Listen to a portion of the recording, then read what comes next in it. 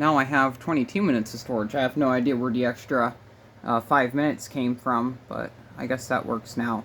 But we're going to continue on with the garage door opener saga. Here's this rail. You're probably thinking that I put up the 32, or no, the 3850. No, the 3850 still down there.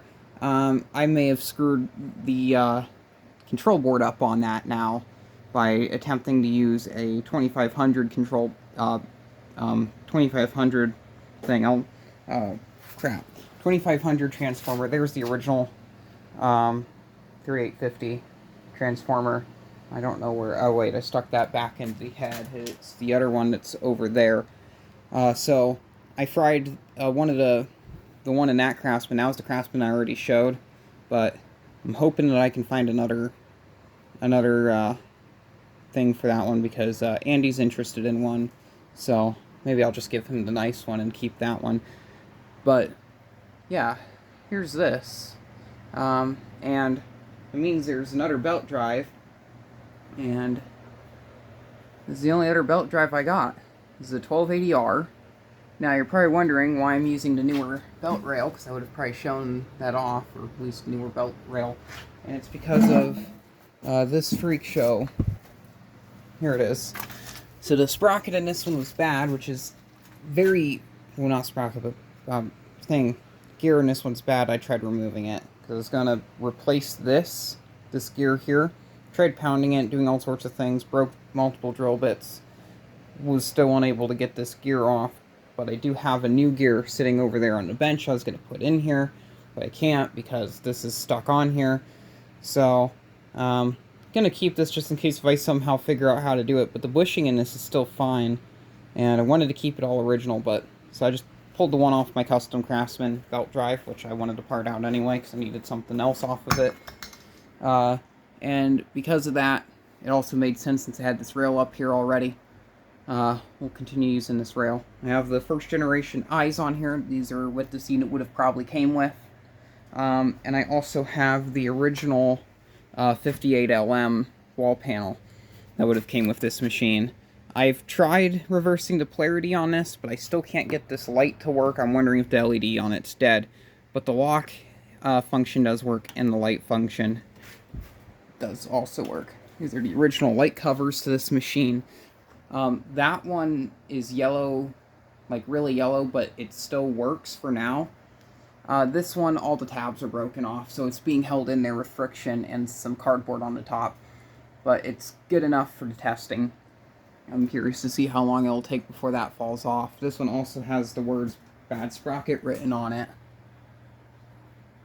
So, yeah, this thing's not in good condition. It was scooted around a lot of its life, but barely see the text or scratches all over it. Here's the front of it. It's red square, obviously. I don't actually have one of the original. I think it'd be a 371 LM.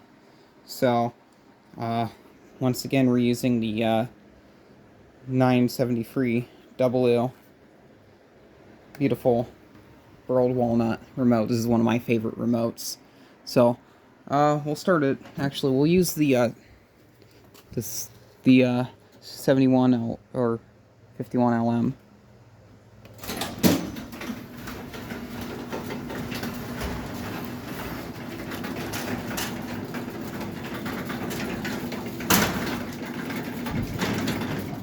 This is a nice, quick machine.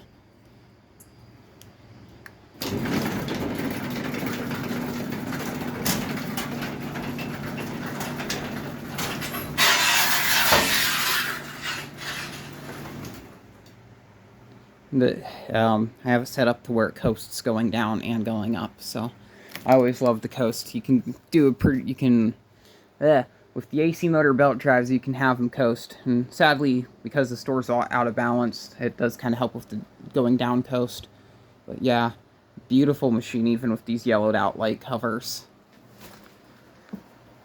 I wouldn't say this is like the nicest looking machine LiftMaster has ever made, but oh man, that's definitely up there. I'd say the Rainer version of this. I like that a bit more because it has the blue case. I think my favorite's still the 3850. So we'll run this back up. We'll use the 70, or I keep wanting to call this a 71 LM, 51 LM, or yeah, or 58 LM, I think. Now I forgot what it was called.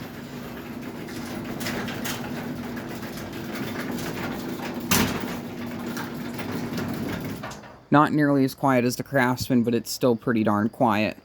So we'll go outside. We're going to run this down with the 976 LM. And I forgot what the code was. Oh.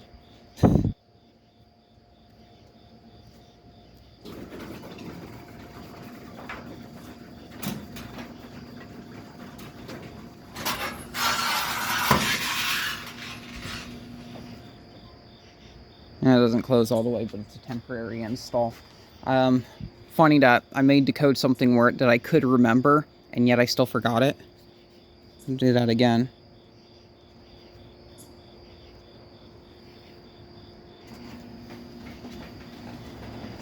I am missing the little bottom cover on this. It's very quick. I really like the speed on this one. Nice speed for garage door opener to run at. And that thing just looks so nice. That black case. It have had kind of like a grayish speckle to it that's all worn off, and the gold text on it, I think it would have been, I can barely see it, but I think it was like LiftMaster Professional Line Formula 1 half horsepower or something. Or is it 3/4 horse? There's the remote. Oh, it's in my pocket. We'll get up here, we'll do a top view. And get a good look at that. There, 1997. I thought it was a 99, but I guess it's a bit older. And here we go.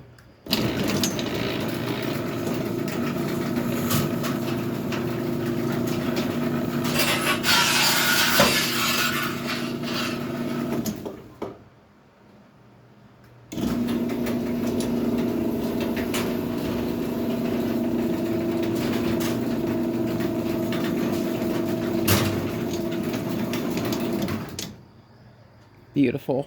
We'll do, I don't have the force adjusted on this, so I don't know how it's going to work, but I have my safety sensors up here. We're going to do a sensor test.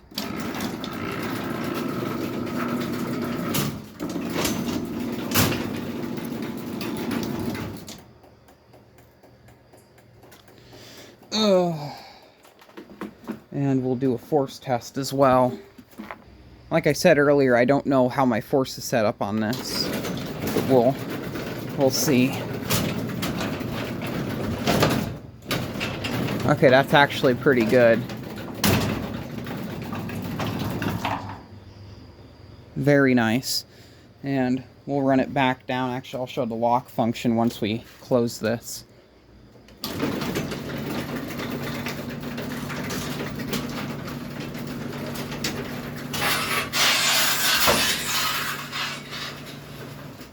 I'm well aware that I need new doors.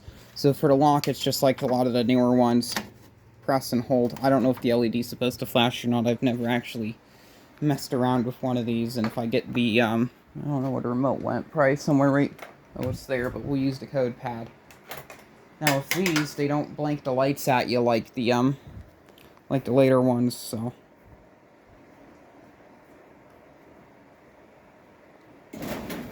Oh. Does the lock function even work then?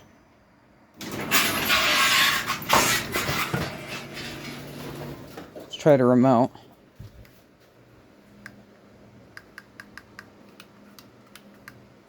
Okay, so for some reason on this one, the code pad is immune to the lock function. So it's kind of, I feel like this lock function is just kind of pointless. It just does the remotes. So, weird. I don't know why they did it that way. That makes absolutely no sense to me. But, yeah, LiftMaster 1280R. Really nice looking unit. I just wish it was in better condition. If I knew how to redo the labeling and stuff on the case, I'd definitely do a repaint on it. Definitely well deserving. Very quiet, very smooth.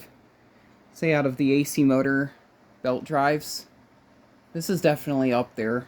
on the list of being one of the quietest. I don't really know of anything else that actually be quieter than this. That's actually quite surprising, because I've seen, I think the 3280 or whatever, the ones that came after this, and those are still shockingly quiet, but I think this is better. I've seen plenty of these in the wild, too, so yeah, thank you very much for watching, and keep the breeze.